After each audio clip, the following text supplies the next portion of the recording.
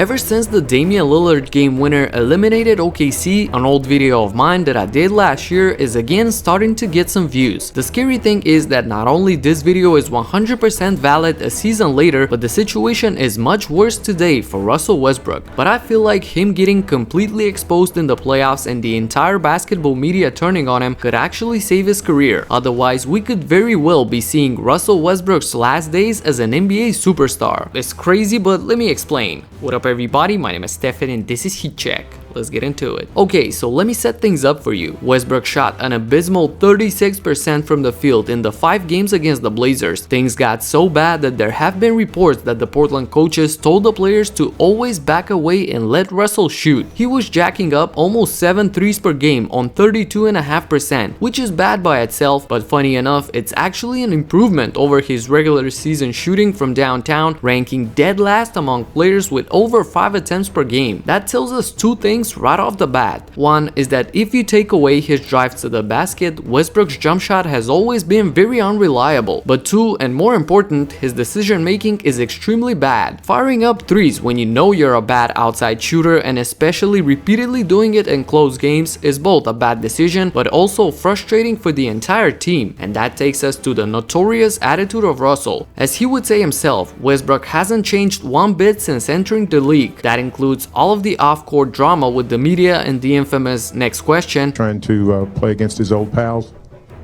Next question. Is that a good sign for the rest of the playoffs? Next question. Tone of this game. Next question. But especially his insisting on doing things his way on the court. And Russell is covering a lot of that by his flashiness and all the triple doubles, which although I exposed in my previous video and explained how he gets some of them, is still an extraordinary achievement. However, he could only cover all of that for so long, and now everything is clear. Here are a few facts for you. He hasn't gotten out of the first round ever since KD left. In 2017, the MVP Westbrook lost 4-1 to the Rockets, and this is before CP3. Last year, the big three of him, PG and Melo, lost to a rookie Donovan Mitchell, which leads us to this year's debacle that we all witnessed. Next, if you take a look at how he actually gets his points, you'll see that it's all based on his athletic ability. He has no reliable jump shot and no footwork whatsoever. Have you seen him how he actually maneuvers on the court? He's extremely raw. So what happens when his athleticism starts to decline? He'll be 31 at the beginning of next season. How long do you think he'll be able to run faster and jump higher than everybody?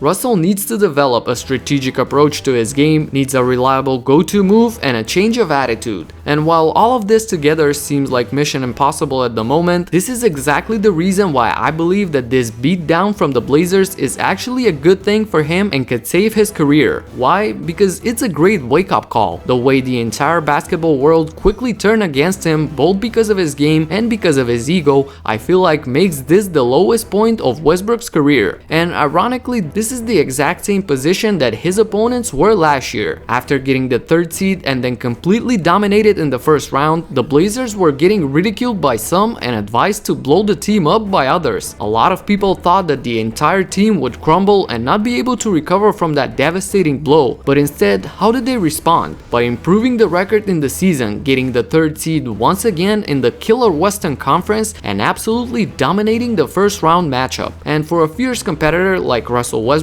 to be in the same exact situation with his back against the wall, I expect him to bounce back and respond and protect his legacy. And thing is, you can also protect your online legacy and identity with today's sponsor, ExpressVPN. In just a few clicks, like look how easy it is to activate, you solve 2 major issues. One, you can watch the playoffs on League Pass from anywhere without exposing yourself to hackers when connected to unsecured Wi-Fi from your local coffee shop or a hotel. And 2, there's also that frustrating local blackout preventing you to watch the national TV games. ExpressVPN allows you to not worry about any of that. You pick a country from the list and within seconds it's like you're browsing the web from Germany, for example. This allows you to bypass the blackouts and keeps you safe from hackers. It's extremely convenient for being less than $7 a month and has 30-day money-back guarantee. But you can find out how you can get 3 months free by clicking the link in the description box, expressvpn.com/heatcheck. Take back your privacy today with ExpressVPN. So yeah, the clock is ticking for Russell Westbrook, and the two ways that this can go are very clear. Either he completely changes his approach to the game, or he starts looking like Allen Iverson once he began to lose his speed. And I grew up with the answer. He is one of my top 5 players all time, but it really looked ugly how he bounced from Detroit to Memphis all the way back to the Sixers before ending his career in Turkey, believe it or not. And we don't even need to go that far back. Just take a look at how quickly things changed for Carmelo Anthony, going from the franchise player all the way to being out of the league in just 2 seasons. The danger is real for Westbrook, but at the same time, he is real dangerous as well, now more than ever. I'm very much looking forward to seeing next year's version of Russell. That's it for now. If you like this video, subscribe and hit the notification bell so that you don't miss my future in-depth analysis.